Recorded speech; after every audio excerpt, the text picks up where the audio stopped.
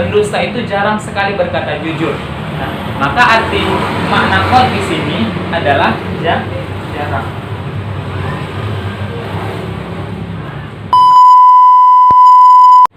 Oke, Sobat Andra, sampai di sini mungkin sudah paham, atau jika belum paham silahkan hubungkan di kolom komentar agar kita menjelaskan atau mereviewnya di saat nanti kita mereview video atau mengenai pelajaran ini, kita mengulangnya.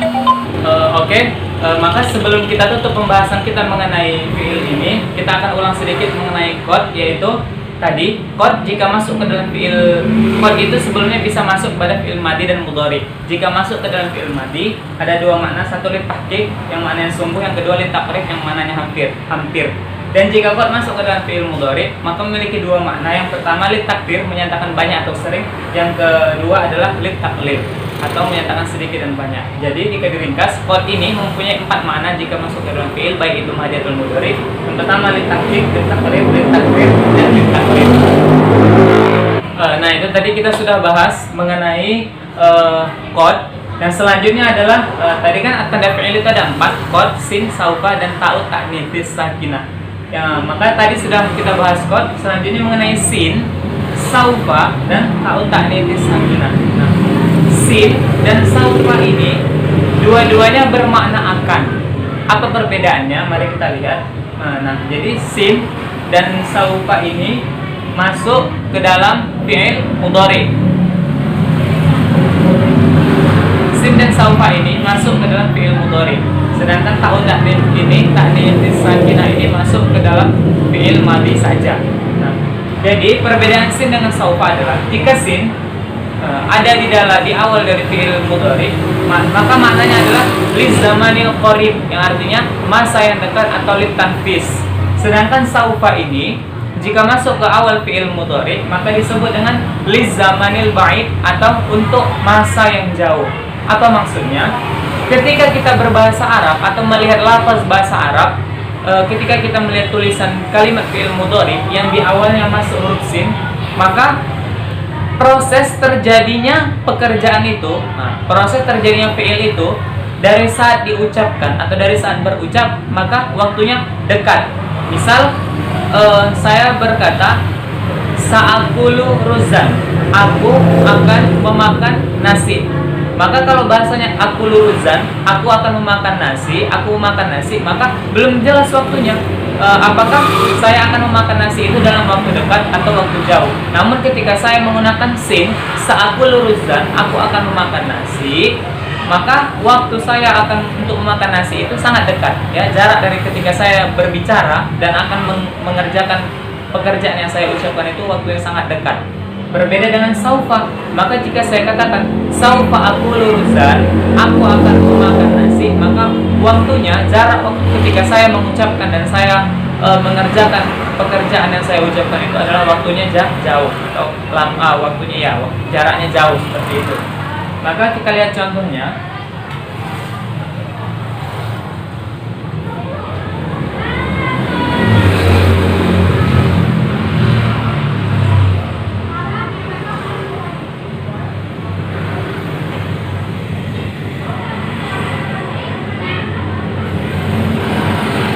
Contohnya adalah saya qulu sufaha'u minan nasi di awal juz 2 ya kalau tidak salah.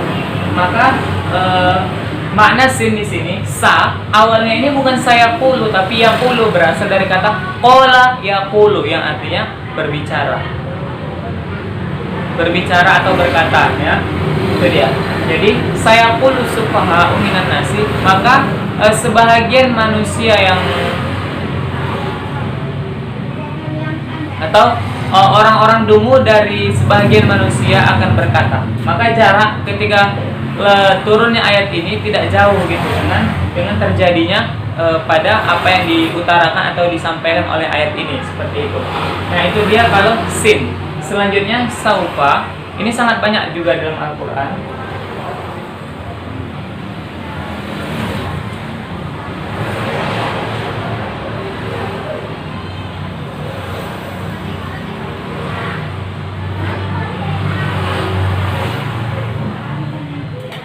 Nah, seperti contohnya adalah kalla saufa ta'lamun. Sekali-kali tidak, kelak kamu akan mengetahuinya. Jadi karena menggunakan bahasa saufa ditambah dengan kelak, karena kelak itu menunjukkan waktu yang jauh seperti itu. Maka terjadinya di sini kan kata-kata mengetahui. Berarti ketika ayat ini ada dengan jarak untuk mengetahui itu waktunya jauh seperti itu. Maka diartikan dengan kelak kamu akan mengetahui. Nah, itu dia perbedaan sin dengan saufa.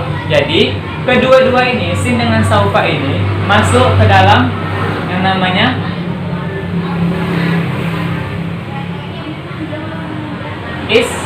istiqbal ya, atau masa sekarang atau masa yang akan datang, karena kedua-duanya ini masuk ke dalam fi'il mudhari.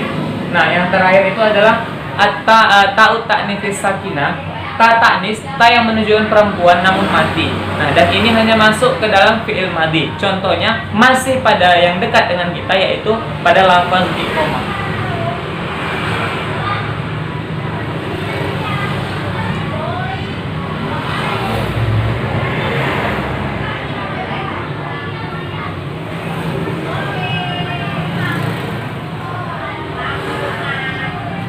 Nah, jadi yang dilingkari ini adalah ta'ut ta'nits sakinah yang mati itu. Jadi awalnya ini adalah qoma yaqumu, namun menunjukkan pada muannats atau perempuan, maka qomat, pada qomatis shalah. Maka ketika ada ta yang mati di ujung dari fi'il, maka sudah dipastikan fi'il itu adalah fi'il madhi dan menunjukkan kepada lafaz muannats atau perempuan. Nah, kenapa di sini lafaz muannats? Karena disesuaikan pada fa'ilnya, kata pelakunya. Jadi di sini ada as-shalah, dan as-shalah itu memiliki tanda dari muannats, yaitu tamar buto. Nah, sampai di sini semoga sobat Anda semua mengerti. Ini dari tanda-tanda fi'il masih di bab kalam. Nah, yang pertama tadi, yang kedua, yang pertama qad, yang kedua sin, saufa, ta'ut ta'nits sakinah. Sin dan saufa sama-sama masuk ke dalam fi'il mudhari, yaitu dengan makna istiqbal, yang sekarang atau yang akan datang. Perbedaannya, makna akan di sin ini yaitu dalam waktu yang dekat pengerjaannya. Dengan saufa, makna akan di sini adalah waktu yang jauh atau jarak yang jauh dari pengucapan hingga pengerjaannya. Dan yang terakhir adalah ta'ut ta'nits sakinah, ta ta'nis yang mati, yaitu masuk pada fi'il madhi, dan itu menandakan untuk perempuan.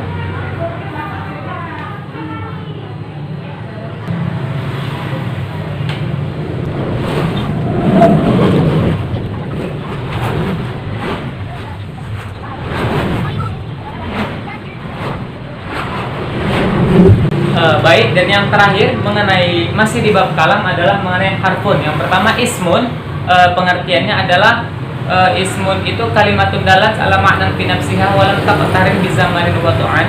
Yang kedua adalah fi'il, yaitu kalimatun dalat ala ma'nan fi nafsiha wa qtaranat bi zamanin wa tu'an. Dan yang terakhir adalah harfun, yaitu ma la yasluhu ma'ahu dalilul ismi wala dalilul fi'li, yang artinya adalah bahwasanya fi'il ini, huruf ini adalah segala yang tidak layak baginya, tanda-tanda isim dan tidak pula tanda-tanda fi'il.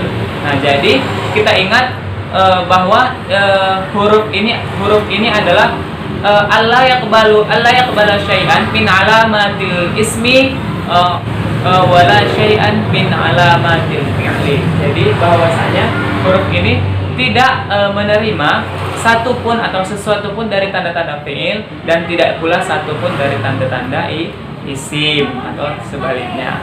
Nah, jadi contoh huruf ini ada di pembahasan sebelumnya sebetulnya mengenai huruf jar, yaitu atau huruf khafat, min, ila, an, ala, fi, ba, al-kaf, lam, atau huruf qasam, waw, ba, ta yang menyatakan sumpah. Contohnya wallahi demi Allah, wa tuha demi waktu Tuhan, dan lain sebagainya.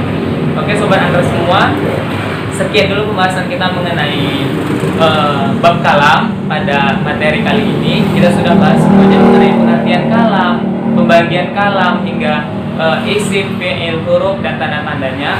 Jadi semoga kita semua atau sobat Anda semua mengerti, dan semoga jadi kalau ada yang belum mengerti, silahkan hubungkan di kolom komentar. Kita akan bahas lagi lebih lagi agar lebih paham, karena sayang gitu kan, yang diharapkan video ini bermanfaat untuk orang banyak, untuk kita semua mengenai pemahaman tentang bahasa Arab atau kitab kuning, jadi nggak mengerti gitu. Jadi kalau belum mengerti, silakan isi di kolom komentar di bagian mana yang kurang mengerti, atau ada pertanyaan mengenai materi-materi bahasa Arab, silakan bukukan di kolom komentar. Insya Allah kita akan belajar lagi dan kita akan sama-sama menjawab, memecahkan dari pertanyaan-pertanyaan sobat Android semua.